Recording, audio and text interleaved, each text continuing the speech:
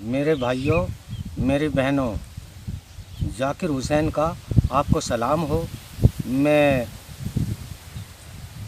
लोगों की सेवा में रहता हूँ हर वक्त। जैसा कि गिरा कलेश है, बच्चे ना होना, औलाद ना होना, नौकरी ना लगना, मुकदमा केस और सोतन से छुटकारा, दुश्मनों से छुटकारा, इन कामों को मैं अंजाम देता हूँ। जैसे घर में बरकत का ना होना। मेरे भाइयों और मेरी बहनों, ख़ास वजह ये हुई है बरकत के अंदर। पहले एक आदमी कमाया करता था, 10 खाया करते थे, शादी भी हुआ करती थी, मकान भी बनाया करते थे, पैसे भी बच जाया करते थे। आज 4 कमा रहे हैं और 5 खा रहे हैं।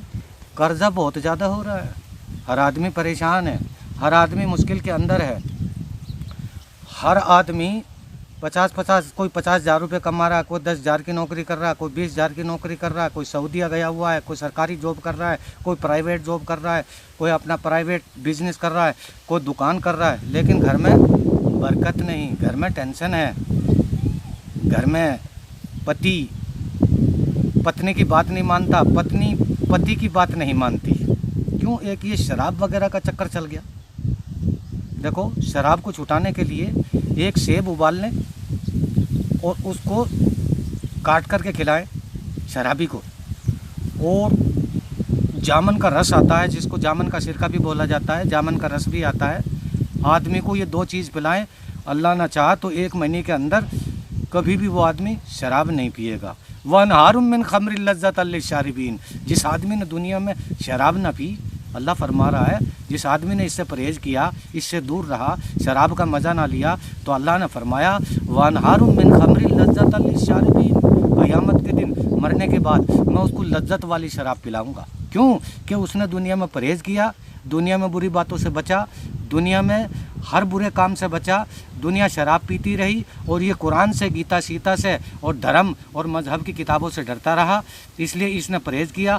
आज मरने के बाद मैं इसको जन्नत वाली शराब पिलाऊंगा, लज्जतल लिश्शारिबीन, बहती हुई शराब, बहती हुई नहरें, इतनी शराब की अल्लाह ताला छोड़ देगा। वनहारुम मिन खम्रिल लज़्ज़तल लिश्शारिबीन, बोतल वाली शराब नहीं होगी। अल्लाह पाक ने फरमाया मैं ऐसी शराब उसको पिलाऊंगा कि दूध की नहरें, शहद की नहरें, शराब की नहरें, वनहारुम मिन असलिम मुसफ़्फ़ा, साफ़ और शफ़ाफ़ नहर चमकती हुई दूध की, शहद की और शराब की उसके लिए छोड़ दी जाएंगी। उस नेक बंदे के लिए वो पीता जाएगा, उसमें नशा नहीं होएगा, पीता जाएगा और उसका मज़ा लेता जाएगा। ये उन लोगों के लिए जिन लोगों ने दुनिया के अंदर परहेज़ किया, और जिन लोगों ने परहेज़ नहीं किया, अल्लाह ताला इतनी ख़राब और घटिया शराब पिलाएगा कि उसको पीने के बाद आदमी की आंतें फट पड़ेंगी, आदमी का दिमाग फट पड़ेगा, आदमी की ज़ुबान इतनी लंबी बाहर निकल जाएगी कि उस पर 18 आदमी खड़े हो सके। आदमी का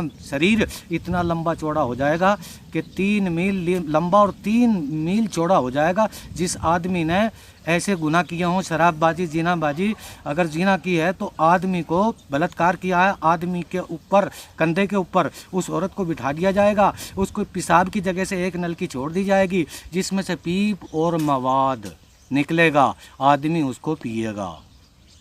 यह बलात्कार और जिनाखोरी का अल्लाह ताला ने सज़ा दी है। अब घरों में बरकत नहीं रही। जो आदमी जिना करता है या शराब पीता है और सुबह में सो के नहीं उठता, उसके यहाँ बरकत नहीं आएगी। जो आदमी सुबह जल्दी सो करके उठेगा, जिस आदमी में 3 बातें पाई जाती हों, सुबह जल्दी उठना